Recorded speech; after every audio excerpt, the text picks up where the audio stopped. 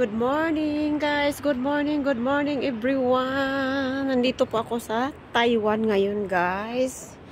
Update ko lang ang aking mga inaalagaang orchids. Grabe guys, ang kaganda ng mga bulaklak. Oh, tingnan mo. Tingnan nyo guys, ayan. Sus ko, ang ganda ng mga orchids. Kita nyo guys. Kita ninyo yan? Ay Diyos ko. Lahat dito may orchids. Ayun na, oh, tingnan nyo. Ang gaganda ng mga orchids guys. Ayun oh. Kita niyo yan, oh. Sus, ang gaganda ng mga orchids namin. Talaga naman, oh. Tingnan niyo. Ang gaganda ng mga orchids. My gosh. Diba? Didilig tayo, guys, ng aking mga orchids. Ayan. Ito ang inalagaan ko dito sa Taiwan, guys. Sa daming trabaho natin. Ayan, may orchids na magaganda. Diba?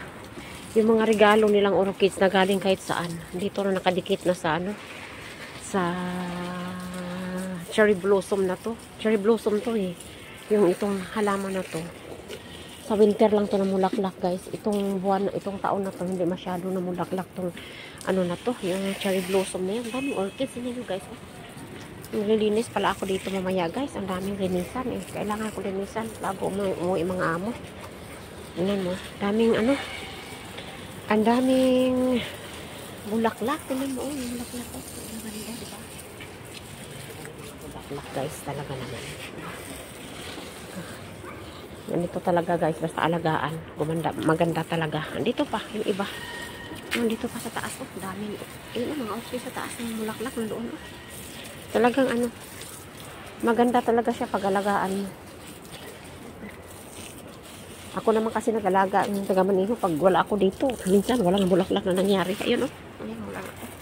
Ayun, oh, tatabaan na. Parang kinain yata ito ng snail. Yung suso ba yung sa atin? Yung nangangain ng orchids. Ayun, yung daming orchids. Oh. Kinain na. Lahat na yan. May mga orchids. Biligan natin kasi, ano, may maliliit pa dyan na orchids. Biligan natin kasi kawawa naman yung, ano, bulaklak kung hindi mo siya diligan. Yung iba naman, tuyo. Hindi naman tuyo. Kaso yung iba, tuyo talaga siya. Yung mga ganito. Nandyan. Kasi yung orchid kasi nakahangin. Hindi, siyempre, tuyo talaga yan. Hindi yan talaga magkaroon ng ano. Tulad nito na magkatubig siya pag ano. Ito okay naman. Yung tuyo talaga guys. Anyways, salamat sa lahat ng mga nanonood ng aking video guys. Pasensya na po kayo kasi nga sa kabisi ng iba talaga OFW tayo. Hindi tayo makapag-concentrate nito eh. Kailangan natin na ano, yung may time lang tayo. Kasi hindi naman lang pwede na hindi natin i-priority yung ating trabaho guys. Sa Thailand kami, bumalik na dito. Tapos yung lang amo ko, babalik na naman daw kami doon sa Thailand. Hindi ko alam kung kailan. Basta itong buwan ng May daw. Darating sila ngayong Mayo 3. Tapos magta-Thailand na naman kami. Yung mga negosyo kasi yung mga amo ko doon guys. Kaya ayan, sabay ako lagi. Nakakapagod pero ayaw ko na mareklamo. Malapit naman ako umuwi eh. Tapusin na lang natin yung natitira nating ano, kontrata. Ang daming halaman dito guys. O, tingnan mo yan guys. O, tingnan mo yung palibot ng ano, palibot ng building nila. Ayun, ang daming halaman. Hindi mo pwede na anuhin eh, yung tawag dito, yung hindi mo diligan.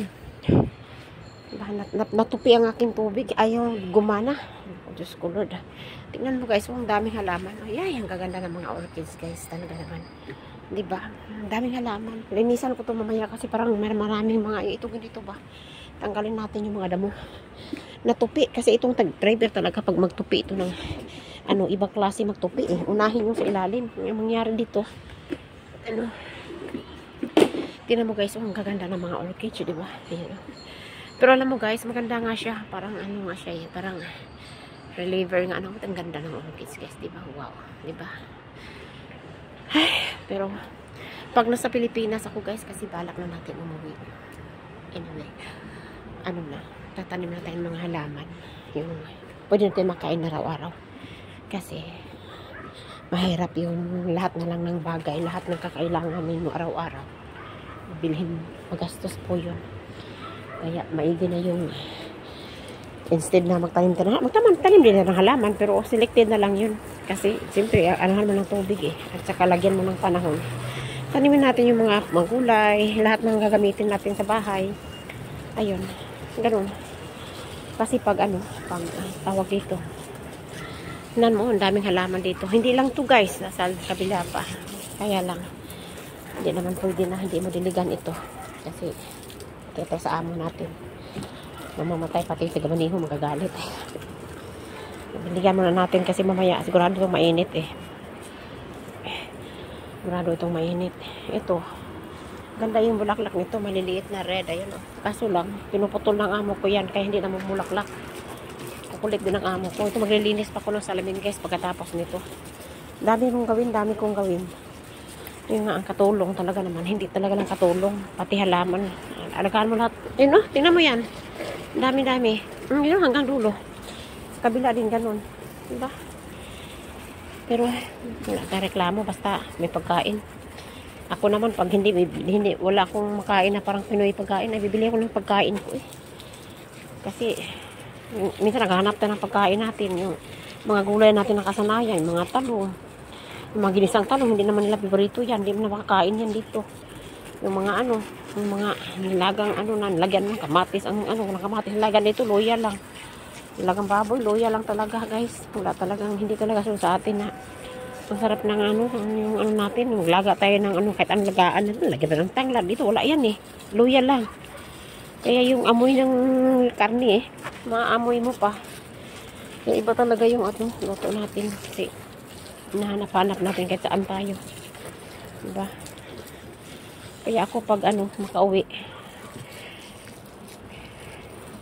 magtatanim ako ng mga gamit sa pang-araw-araw na yung tulad ng mga alugbati. Kahit ka ng isda, may alugbati ka na.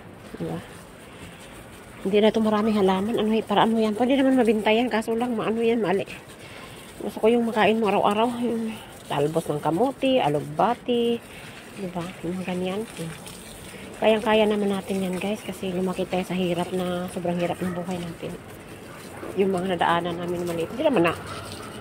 Mahirap naman tayo ngayon. Hirap na hirap. Pero kahit paano, nagkaroon natin ng bahay. Meron tayong saging na naitanim. Dati talagang walang saging na itanim kasi nga wala kaming lupa sa probinsya, sa Mindanao. May saging naman, yung tatay namin nagtanim yun. Ngayon lang wala ng tatay namin. Siyempre kami na bawat isa sa amin kailangan namin gumawa ng yun ang daming halaman, di ba guys? Sa mga pala nag-subscribe sa akin, salamat sa mga sa mga hindi nag-subscribe. Sana naman subscribe kayo guys. So, na lang, wala na yung isang taon, babalik na ako sa Pilipinas. Diyan na ako video ano nangyari sa buhay ko. 11 years, after this 12 years guys. Tama na. Hindi natin ubusin yung lakas natin sa pagtatrabaho dito kasi hindi naman tayo yaman eh. Ang atin lang na makaumpisa tayo sa buhay natin. Diba? Umuwi ako guys. Malapit na rin akong umuwi. At least pag uwi natin, tawag nito, tingnan mo yung mga halaman dito. Diyos ko doon, dami-daming halaman, diba? I-wipes ko pa yung mga sliding na yan guys. Mag-wipes pa ako niyan kasi nga malalapit na muli yung amo ko. Hindi man pwede na hindi mo i-wipes yung mga salamin. I-wipes mo yan eh. I-wipes ko pa pero dito banda, huwag na i-wipes kasi maraming halaman. Dito lang yung makita sa kabila kasi tawag dito, takaswalisan. Sa kabila, hindi, mamaya na ako magdilig doon kasi mahirap naman magdilig na mainit doon kasi kaya hapon ko dinidiligan doon. Dito naman mainit sa hapon kaya dito ko dinidiligan sa umaga. Iba-iba yung schedule guys, kaya di mo kaya. Minsan kumakaya ko naman, dalawahin ko na. Kung hindi ko madiligan sa hapon, minsan hindi ko madiligan hapon kay lalabas kami. Ayun. Diba? Tingnan mo. Talaga naman ang buhay. Diba? Salamat pala sa lahat guys. Sa mga nag-subscribe. Sa mga nanonood ng video ko guys. Walang edit po ito. Pasensya na po kasi nga. Ito nga, nagpa-practice. Walang tayo mag-edit eh. Hindi ba marunong eh. Kaya, yun lang. Ganun lang. Salamat at God bless po sa ating lahat guys. At